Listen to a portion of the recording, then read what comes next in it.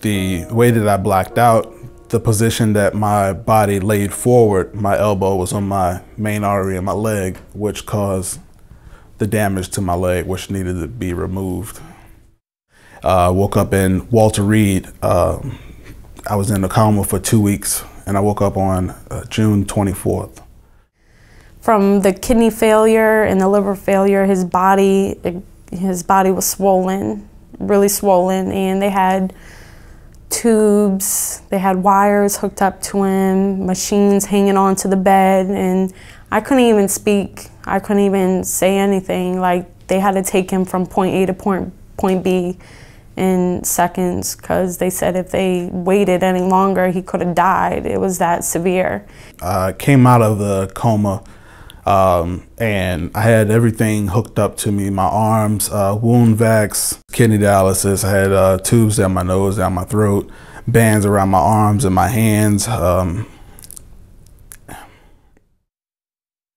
He really wasn't coherent. He was drifting off here and there.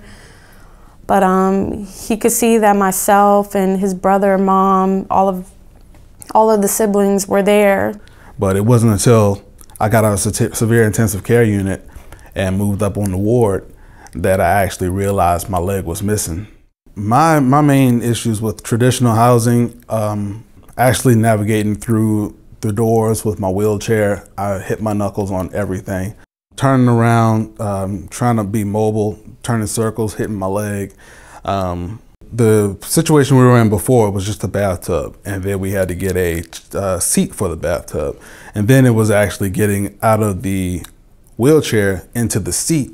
And then it was getting my leg up into the shower. And it was always difficult because I couldn't do it. And I still have trouble with it now. If I'm gone for maybe 10 minutes or more, I make sure everything is done. Yeah, the burden is pretty much all on me, but that's okay, you know, considering the circumstances. I mean, it's been almost 3 years. I've gotten the hang of it.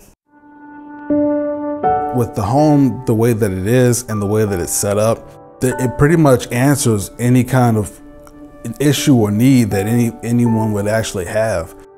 As far as the handicap accessibility, being able to get through the doors, wider doors, having the hardwood floors, I mean, you know, it's not carpeted, being able to get the cabinets, getting what I need out of the cabinets, the stove, the oven, moving around, actually having the roll-in shower.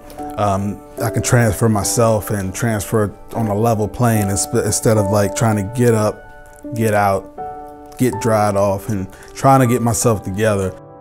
As far as being an amputee, as far as being, you know, whatever you may have, whatever has you in this situation, this really alleviates a lot of the issues that you would have in normal housing. I would have never thought that there would be an organization that reaches out to people to reach back into the lives that were affected by being deployed.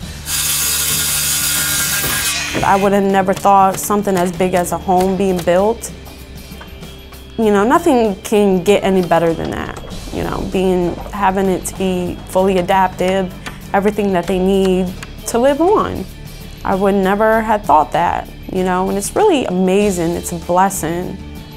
I could not be here. I wouldn't have a wife, my kids wouldn't have a father, my parents wouldn't have a child.